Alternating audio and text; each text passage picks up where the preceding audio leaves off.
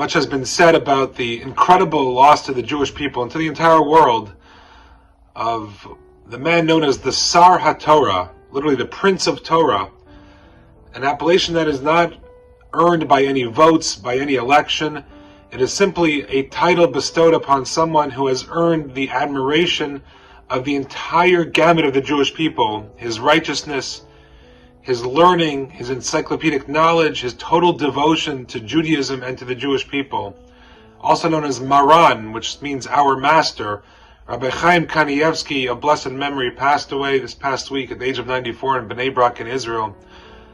How can you explain someone whose funeral, for someone who was not a rabbi of a synagogue, he wasn't the head of a great yeshiva, he lived in a very simple apartment in Bnei Brak. I merited to meet him once in my life. For about 30 seconds I got a blessing. I was in the apartment. It takes you around 45 seconds to walk through the length of the apartment. And on my way out, I took one last look at him. I was a teenager, and I realized that greatness is not voted upon. It is earned through constant, consistent dedication. And I heard two anecdotes this week, which I think tell us the origins of such greatness. Why over almost 1 million people attended the funeral of a man who was very soft-spoken, said very few words, didn't really leave his apartment, yet was the catalyst of growth and knowledge and inspiration for hundreds of thousands of people.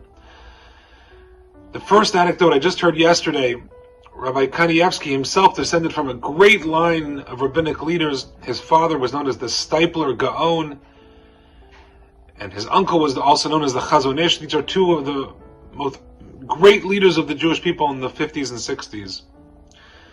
Rabbi Kanievsky's father-in-law was Rav Elyashiv, another great leader, and Rav Elyashiv's father-in-law was a great man named Rabbi Aryeh Levine. Rabbi Aryeh Levine was colloquially known as the righteous man of Jerusalem, and he would go to all the prisons. The British used to let him visit all the Israeli Jewish prisoners of the Haganah in the early days, and Rabbi Levine was known to love all Jews fiercely, without any prejudice. He didn't care where they came from.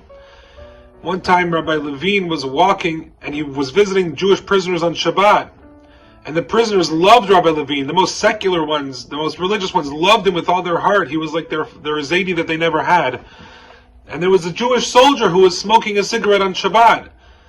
And he didn't see that Rabbi Levine had turned the corner. And he turned around and quickly saw Rabbi Levine and in utter embarrassment quickly tried to put out the cigarette and throw it away. And he started shaking and he said, Kvod Harav, Rabbi Levine, I'm so sorry, I didn't know you were there. And Rabbi Levine looked at him and said, I'm not judging. I'm a very short man, which he was. You're a very tall man. All I can see is up to your heart.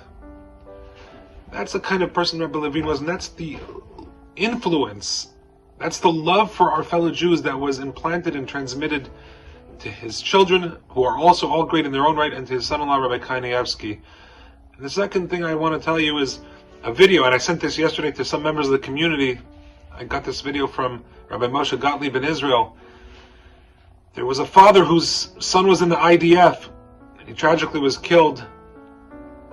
And after his death, the father went to Rabbi Kanievsky just for some inspiration. He heard that this was a great rabbi who can maybe bless me and give me some inspiration. And without any prior notice, Rabbi Kanievsky looked up at him and said, you're the son of a Jewish hero. And he saw the son's dog tags that the father had worn as a necklace. And Rabbi Kanievsky touched the dog tags and started weeping and crying. This is what it means to be great. You can learn all you want and you can study for decades upon decades. And indeed, Rabbi Kanievsky achieved unfathomable heights in his learning and in his scholarship. He had been learning non-stop for 20 hours a day for almost 80 years, maybe even longer. But what really drove people to him, what people understood was his true greatness, was his overwhelming, overflowing heart. A heart that just fiercely loved all Jews. And if you love the Jewish people, you will become great in your scholarship. The academics, the technical sides of things will flow organically if you truly and deeply love the Jewish people. That is a great lesson from Rabbi Kanievsky. That is also a lesson from the Torah, that you see that, at least in the book of Genesis, is all full of stories of love and stories of hate. There's no stories in there of great scholarship, of great debates, theological debates, stories of acts of kindness. And it's like God is telling us, you want to love, you want to be great, you want to achieve incredible levels of scholarship and piety and learning, love the Jewish people with all your heart and soul. Shabbat Shalom.